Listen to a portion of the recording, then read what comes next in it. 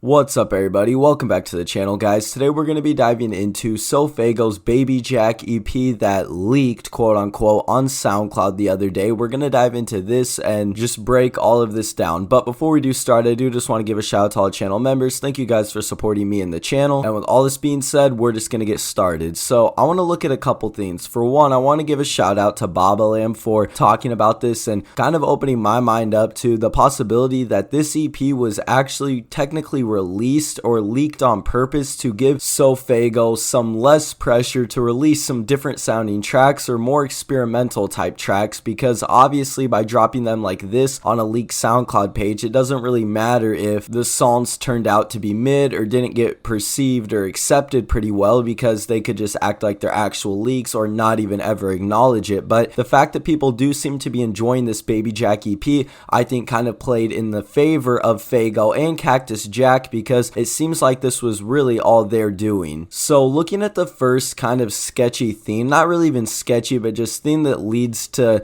this being an intentional leak, was the fact that SoundCloud themselves promoted these leaks. They literally posted something about how 10 new SoFaygo tracks leaked, and they even left a link to be able to stream these songs. So this is something that obviously you don't see companies like Spotify, Apple Music, SoundCloud, they don't promote leaks. So that is the first kind of key thing that makes this not seem like a leak. The second thing I would say is, if you look at the SoundCloud account that posted these, Pretty Boy Archive, for one, the account has Pro Unlimited, so it's earning some kind of monetization from the streams on these songs. The other thing is, the account is still up. If this was really fake, for one, SoundCloud would not have promoted it, and for two, it would not be up 2 to 3 days after all these songs leaked. Now, jumping over to SoFaygo's Spotify and looking at Before Pink, this project did pretty well, I would say. If you look at it, a couple songs have 1 million streams or close to 1 million, and basically everything else just has over 500,000 streams. So it's not like this mixtape, I would say, underperformed at all. I think this is basically what I would have expected. I guess I'm not entirely sure what you guys thought, but I think a lot of people do like the Before Pink mixtape. I haven't really seen a lot of hate towards it. I think Faygo would have got a lot more respect if he just would have released this BabyJack EP or these songs onto Before Pink instead of what we got on Before Pink. I think what Faygo actually released on all DSPs and technically dropped, I think it's a lot more safer, and he's definitely trying to just feed his fans with some album leftovers or whatnot, but he didn't want to push the boundaries too far. He just wanted to kind of drop something to feed his fans because he hadn't dropped in so long, and it was just supposed to be obviously Before Pink, a little mixtape before the debut album. But looking at BabyJack, I'm pretty sure this album as well consists of songs that a lot of Faygo fans thought would be on Pink Hearts. So